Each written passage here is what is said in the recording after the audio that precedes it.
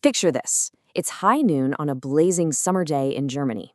The sun is absolutely beating down over Bavaria, rooftops across Berlin are literally glowing, and massive solar farms in Brandenburg are churning out electricity at levels Europe has never seen before. Sounds like a huge win for green energy, right? Well, hold on, because at this exact moment, Germany has so much electricity flooding its system that the wholesale price of power drops below zero. Yeah, you heard that right. Not just cheap, negative. Utilities are literally paying people to take their electricity away. It's wild. Today, we're unpacking one of the strangest, most fascinating paradoxes in the modern energy market, the Swiss battery and Germany's solar surplus paradox. So let's get into it. It's the ultimate paradox, isn't it? I mean, why on earth would producers ever pay someone to consume their power? To most of us, that sounds absolutely ridiculous. We're so used to treating electricity as this precious, scarce resource that we pay a premium for every single month. But on certain days, especially during those massive solar events like we saw in the spring and summer of 2026, well, Germany's grid is basically drowning in power. The industrial sector just can't absorb it fast enough, and everyday folks are at work, not at home running their appliances. So the grid gets so backed up, so congested, that operators become completely desperate to get rid of the excess. And it's exactly that desperation that drives prices straight into the negative. You see, we're living through this massive paradigm shift right now. For decades, the fundamental assumption of energy was scarcity. Running a power plant was expensive because you constantly had to buy and burn limited fuel, like coal or gas. But solar energy? It completely rewrites the rules. Once those solar panels are bolted to the roof, the fuel is 100% free. So when the sun is shining everywhere at the exact same time, there is literally zero marginal cost to producing that next watt of power. Electricity just comes flooding into the system all at once, creating this incredible tidal wave of free energy. And here's the catch. Our traditional grids were simply never built to handle a tidal wave. To understand why a tidal wave of free energy is actually a massive headache, we really need to talk about this number right here, 50. Now, this isn't just some random figure. This is the literal heartbeat of the European power system. The entire European electricity grid operates at a synchronized frequency of exactly 50 hertz. And I mean exactly, not 49.9, not 50.1, exactly 50, every single second of every single day.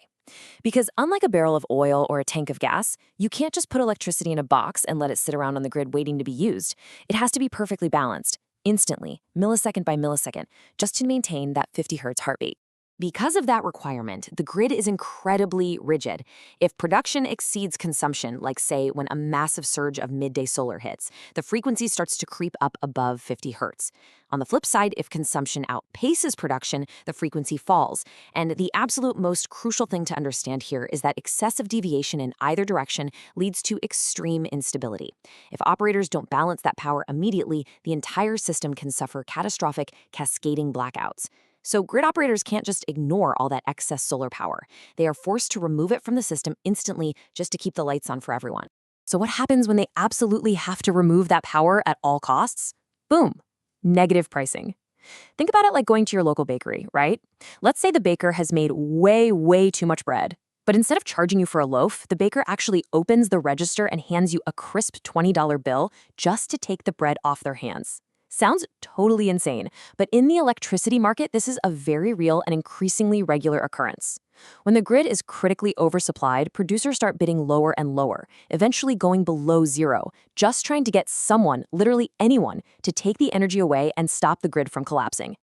Now you might be wondering, okay, why don't the big power plants just turn off for a few hours when the sun is out?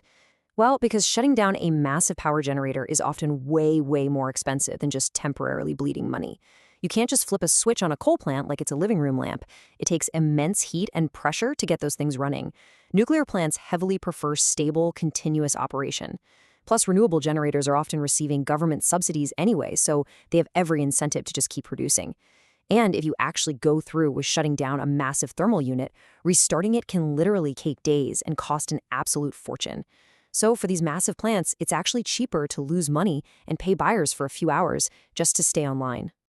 And that brings us to the ultimate geographic loophole right next door. While Germany is desperately paying people to take its power, it looks south to a country with the absolute perfect solution. As the saying goes, Switzerland possesses something Germany desperately lacks: massive natural storage, the Alps. Germany has this incredible solar generation, sure, but it simply doesn't have the alpine terrain needed to store it. Switzerland, on the other hand, has these colossal mountains that have been there long before the energy transition even started. And today, those very mountains are acting as a giant continental-scale battery, just waiting to solve Germany's grid crisis. So let's actually walk through how this engineering marvel works. It's called pumped hydro storage, and it is a beautifully simple four-step cycle. Step 1. Right at midday, when Germany is completely flooded with solar power, Swiss operators import that electricity. And remember, they are often getting paid to take it. Step 2. They use that free or even negative cost electricity to power massive pumps, pushing literally billions of liters of water uphill into these high-altitude alpine reservoirs. Step 3. They wait. They just hold that water high up in the mountains, storing it as gravitational potential energy, until the evening, when the sun sets, solar generation drops off a cliff, and everyone in Germany gets home to cook dinner and plug in their EVs. And finally, step 4. They release that water downhill through massive turbines, generate fresh electricity, and sell it right back to Germany, but this time at a massive premium. So the real takeaway here is that this is the ultimate energy arbitrage. Traders and Swiss hydro operators are stepping in and totally capitalizing on this extreme price volatility. Think about the business model. They buy a product when the seller is literally paying them to take it, they store it using nothing but the natural gravity of the Alps, and then they sell that exact same product back just a few hours later when the price spikes. It's a brilliant setup. It transforms these Swiss reservoirs into an incredibly lucrative business, and more importantly, a totally vital balancing machine for the entire European continent. Of course, an arrangement this massive doesn't just happen without some serious political friction. On one side, you have critics in Germany who are understandably pretty frustrated. Their argument is that German taxpayers footed the bill to subsidize all this massive solar infrastructure, only for Swiss utility companies to swoop in, take the excess power, and pocket all the profits. But on the exact opposite side, supporters look at this dynamic and see a massive success story. To them, this is exactly how an integrated European energy market is supposed to function. Germany brings the sheer generation power, Switzerland brings the geographic storage strength, and together, well, they keep the lights on across the continent. But actually, we need to zoom back into Germany for a second, because there's a second major issue driving all this surplus power out of the country: the grid bottleneck crisis. You see, Germany's renewable boom has been pretty geographically uneven. You've got all this massive wind power being generated up in the north, and an absolute explosion of solar generation down in the south. But the massive industrial centers that actually need to consume all this heavy power, they're distributed completely differently. So you end up with this huge geographic mismatch between where the power is made and where the power is desperately needed. Now, fixing that mismatch is incredibly tough. You might be asking, well, why doesn't Germany just build more power lines to move its own power around? The answer is transmission roadblocks. Expanding the high-voltage grid has been heavily delayed. Building massive new transmission corridors means you have to navigate incredibly complex permitting, years of environmental reviews, and fierce local political opposition from communities who, let's be honest, just don't want giant power lines cutting through their backyards. Because Germany can't seamlessly transport its own power internally, all that localized congestion essentially forces the excess energy straight out of the country and down into Switzerland. And honestly, that reveals something deeply fascinating about how modern electricity actually works. Grids are no longer just these isolated national systems. The real hidden hero of this entire story is the European synchronous grid. It's this giant, interconnected machine spanning multiple national borders, where every single solar panel, wind turbine, and power plant is synchronized perfectly together. In this massive web, Swiss Hydro is basically acting as a vital continental shock absorber. Without Switzerland there to absorb that huge midday solar wave, Germany would be facing significantly higher risks of grid instability and emergency shutdowns. And this dynamic brilliantly illustrates exactly where the entire energy transition is heading. It's no longer just a race to build more solar panels, it's about building massive, system-wide flexibility. The future is going to require cross-border cooperation on a scale we've never really seen before. We're talking about new undersea interconnectors tying into Scandinavia, using those massive Norwegian hydro reservoirs as additional storage partners. We're looking at future green hydrogen systems to soak up excess power, and even decentralized storage, where millions of home batteries and electric vehicle fleets all work together to balance the grid. Moving forward, the name of the game is absolutely all about flexibility. Because at the end of the day, we are living through a fundamental paradigm shift in human history. Think about it. In the fossil era, our entire civilization was built around scarcity.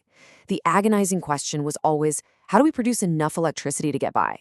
But now, as we enter the renewable era, the economics completely flip. We are moving into an era of incredible abundance. The new civilization scale challenge is, What on earth do we do when we produce way too much? How do we capture, store, and manage a world where energy occasionally just falls from the sky for absolutely free? The Swiss Alps have transformed from mere mountains into Europe's massive gravitational battery, perfectly capturing the essence of this new era of abundance. But it leaves us with a pretty profound question to ponder as we wrap up this explainer. Is this German-Swiss dynamic a warning sign of a grid that's expanding way faster than it can actually handle? Or is this the ultimate brilliant blueprint for our green energy future? Because as renewable energy continues to scale up globally, every major economy on Earth is eventually going to face this exact same paradox. What actually happens when the sun gives you more power than you can handle? Let that sink in for a minute. Thanks so much for joining me today, and keep questioning the world around you.